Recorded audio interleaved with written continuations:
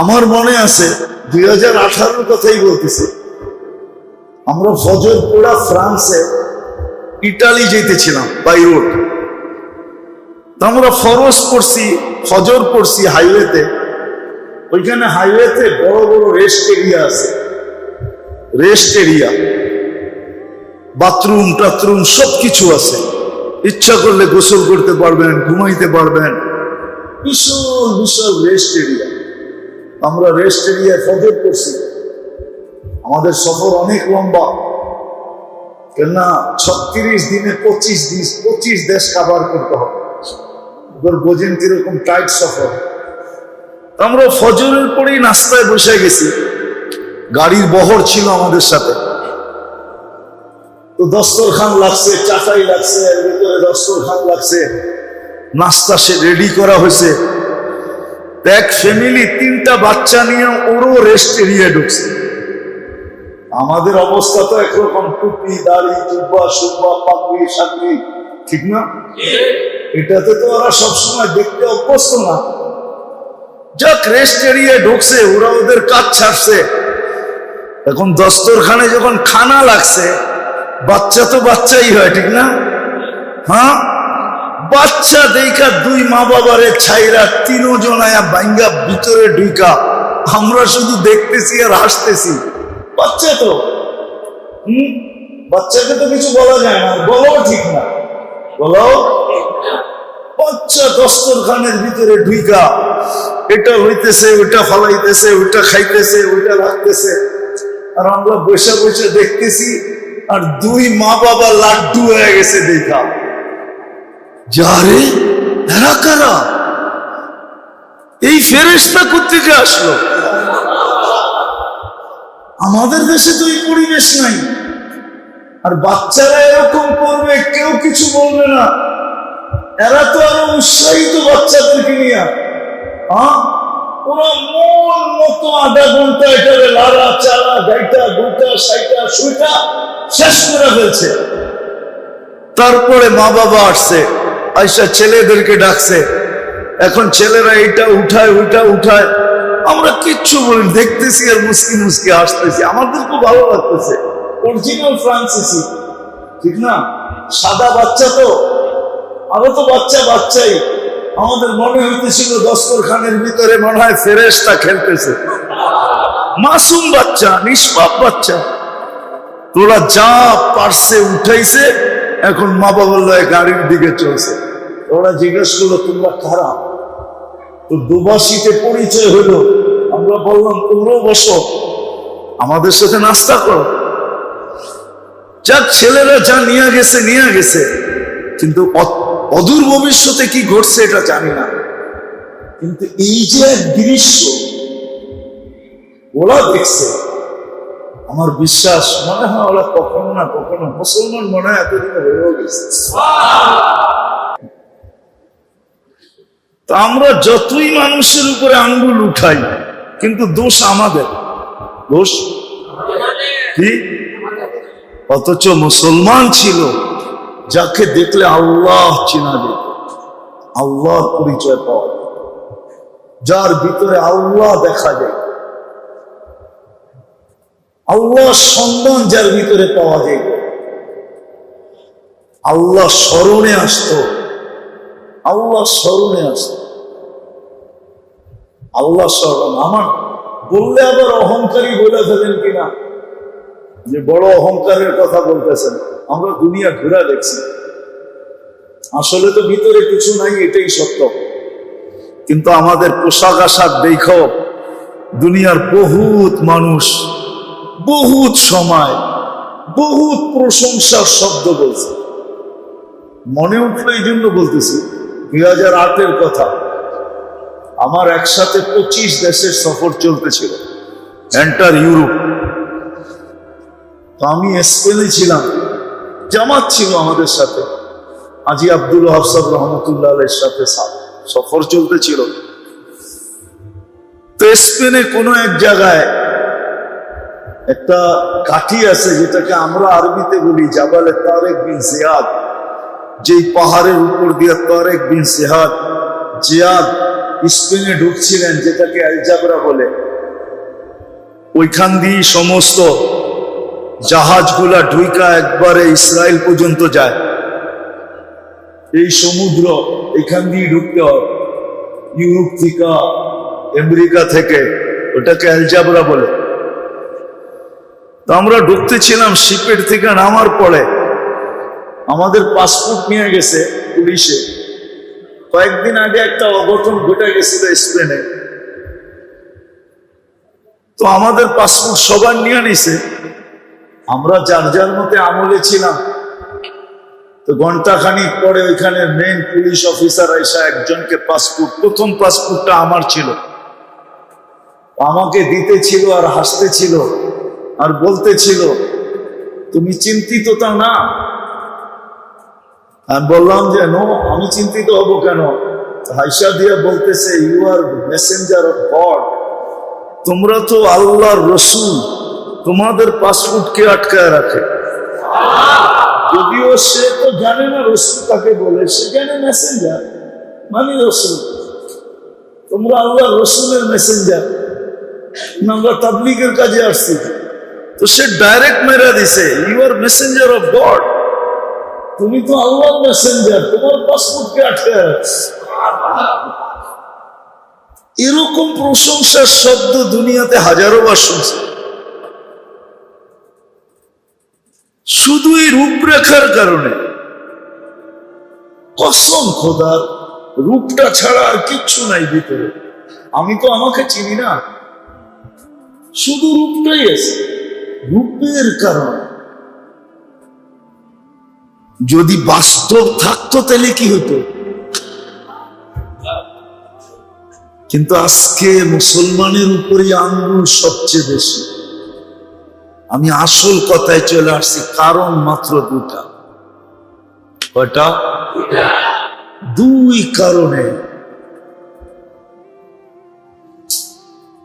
মুসলমান একটা তো করছে বটে, কিন্তু আরেকটা করে, একটা করছে। দুনিয়ায় বসবাসের জন্য পরিবেশ করা দরকার, এই পরিবেশ তো মুসলমান করছেন। দুনিয়ার সাথে পাল্লা দিয়ে এই পরিবেশ তো করছেন, ভালো মতে বুঝেন। কিন্তু বসবাসের উপযোগী দুনিয়ার সাথে পাল্লা দিয়ে এই পরিবেশ তো করছি না, করতেছি না? করছি এবং করতেছি না? হ্যাঁ হ্যাঁ, নাহলে আপনাকে রূপগঞ্জের অর্ধেকের বেশি বরাট হলো কেমনে? ঠিক না?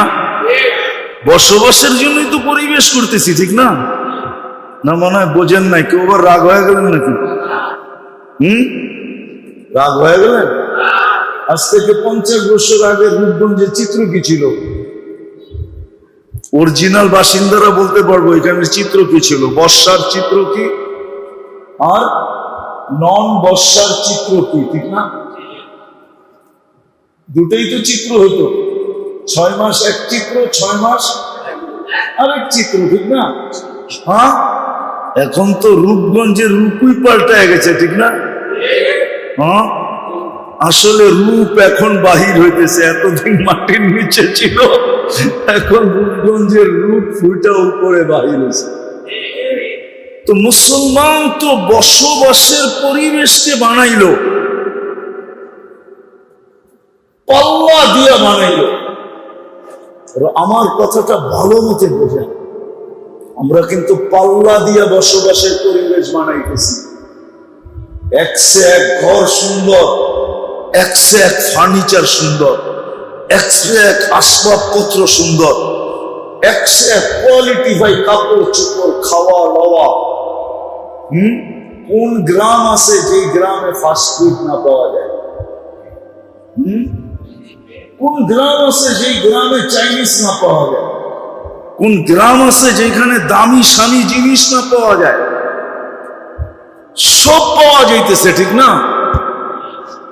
সব মিলতেছে, সব পাওয়া যাইতেছে, সব মিলতেছে, সব পাওয়া যাইতেছে। এটা তো পাল্লা দিয়া করতেছে। কিন্তু আফসোস মুসলমান আরেকটা জিনিস করেন। বলতেছি যদি আরেকটা জিনিস করত, আমি এই পরিবেশের বিরুদ্ধে না, আপনি ভাববেন যে আমি বুঝি পরিবেশের বিরুদ্ধে বলবো, না না, মুসলমান থাকার জন্য বসবাসের পরিবেশ তো পাল্লা দিয়ে বানাইতেছে, এতে কোনো নিষিদ্ধ না।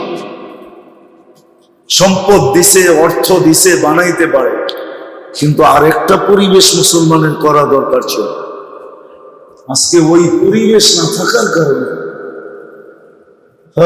যাদেরকে দেখা দুনিয়া আল্লাহ চিনত,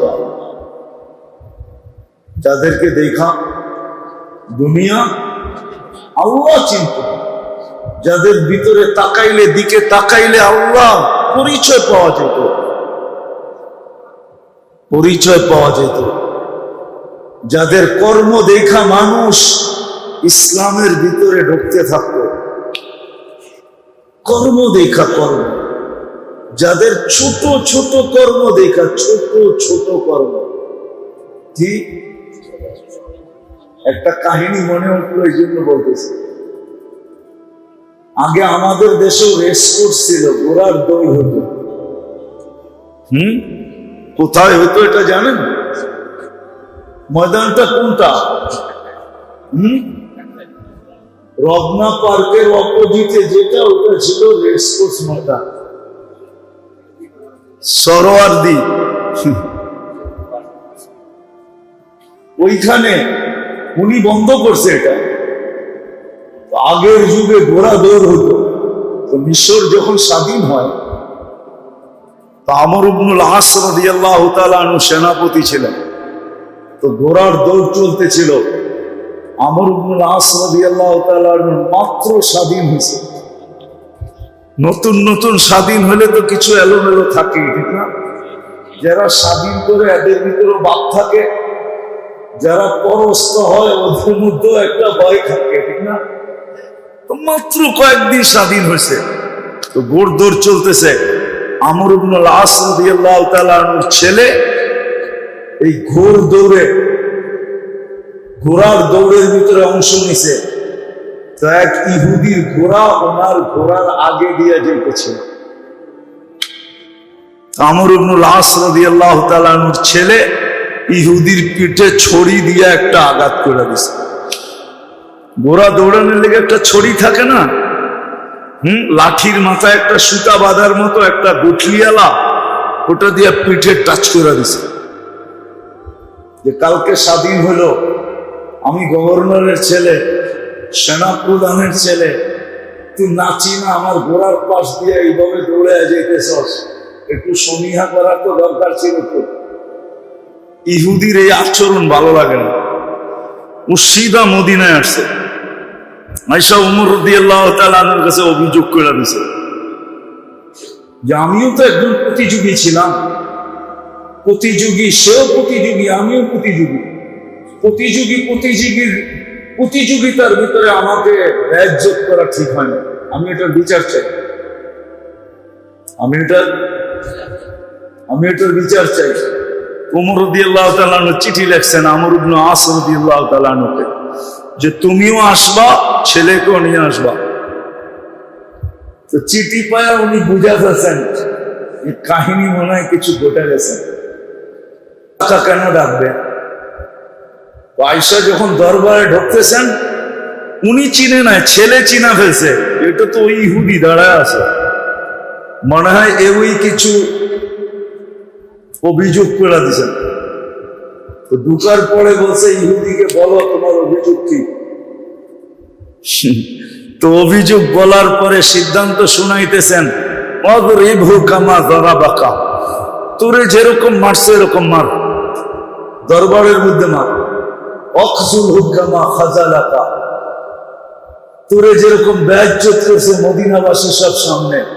কারণ ওইখানে তো দরবার মানে মসজিদে নববীর বারিন্দা হতো, পুরা মদিনা জমা, যেরকম বেইজ্জত করছে এরকম কর। তো ইহুদি মুস্কি হাসি দিয়া বলতেছে, না মারবো না, বেইজ্জত করব।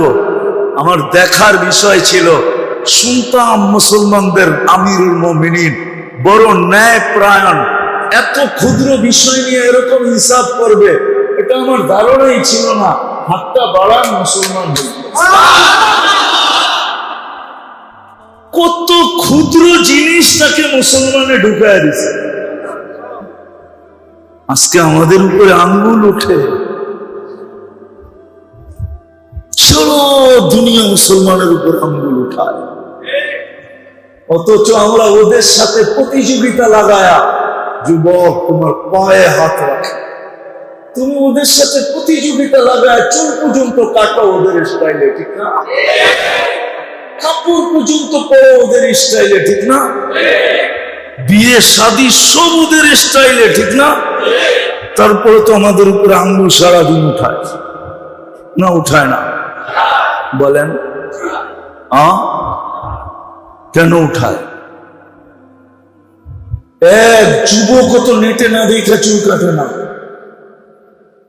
সব যুবক তো নেটে দেখা চুল কাটে, সব মেয়েরা তো নেটে দেখা সাজগোজ করে, সব মেয়েরাই তো হাতের মেহেন্দি পর্যন্ত নেটে ডিজাইন দেখা লাগায়, পোশাক পর্যন্ত চয়েস করে নিজের নেটে দেখা। সবকিছু তো এখন নেটের মাধ্যমে হতেছে। ওদের সাজে তো আমরা 24 ঘন্টা সাজলাম, তারপর তো বলতে পারতো তোরা যখন আমাদের রূপে রূপান্তরিত হয়ে গেছে তোদের উপরে আঙ্গুল উঠাবো না। আঙ্গুল তো উঠাই সুযোগ পাইলে বুলডোজার দিয়া সাইজ করা যায় না? সত্য তো? আজকে আমরা বসবাসে তো ওদের সাথে প্রতিযোগিতা করতেছি, পোশাক আশাকে করতেছি, রূপ দেখায় করতেছি। আমি এটা নিয়ে বিরোধিতা দেখাইতেছি, কিন্তু শুধু বসবাস উপযোগী বানাইলেই মুসলমানদের যথেষ্ট ছিল না, আরো একটা করণীয় ছিল। আরো একটা করণীয় যদি মুসলমান করত, তাহলে বসবাসের পরিবেশ মুসলমানদেরকে কোনো ক্ষতি করত না। আরেকটা পরিবেশ যদি মুসলমান করত, আফসোস না আমি বুঝাইতে পারলাম না, বুঝতে পারলাম না, বুঝাইতে পারলাম। আসলে সব দোষ আমারই দোষ। আমি বুঝাইতেও পারি না, বুঝিও না। আরেকটা পরিবেশ যদি মুসলমান করে, সেটা হলো বসবাস উপযোগী পরিবেশের সাথে সাথে যদি মুসলমান নিজের পরিবেশটাকে দ্বীনি পরিবেশে রূপান্তরিত করত। দ্বীনি পরিবেশে চ্যালেঞ্জ আমার সাথে বাংলাদেশের 18 কোটি মানুষের চ্যালেঞ্জ। আমার টুপি সারা দুনিয়ায় যত প্রশংসা কুড়াইছে, এই টুপি চ্যালেঞ্জ কেউ আমাকে দেখাইতে পারবে না যে ওর কোন পোশাক দুনিয়াতে একটা প্রশংসা কুড়ায় আনছে। চ্যালেঞ্জ আমি মসজিদে বসে বলতেছি, খোলা চ্যালেঞ্জ। আমি 99 দেশ ঘুরা শুধু টুপির যত প্রশংসা কুড়ায় আনছি, টুপির। কেন অনেক এয়ারপোর্টে টুপি খুলতে বলে চেকিং এর সময়, আমার এই টুপি যত প্রশংসা কুড়াইছে, প্রশংসা। পোশাক তো কুড়াইছে। চ্যালেঞ্জ কারো সাফারি 100 বাগদা 1 লাখের 1 ভাগ পারছে কিনা কুড়াইতে। যে 30 লক্ষ টাকা দিয়ে জুতা পরে, ওর জুতাও কোনোদিন প্রশংসা কুড়াইতে পারে। ওটা তো পায়ে থাকে, লক্ষ টাকার কোটি টাকার হলেই কি আসে না? ওটা পায়ে থাকে কি না মাথায় থাকে? আচ্ছা, যদি মাথায় দিল, কইলো এটার দাম 30 লাখ টাকা, মাথায় দিছি এই জন্য, তো সারা দুনিয়া বলবে পাবনা লয়া যাও, পাপ চক্কর ভালো না। কি করবো? যাও পাবনায় লয়া যাও, বাপ চক্কর ভালো না। এখন হয়তো একটু ঢিলা হয়েছে, কয়েকদিন পরে পুলাটাই ঢিলা হয়ে যাবে। তো মেরে দোস্ত, শেষ কথার জায়গার দিকে চলে আসছি আমি।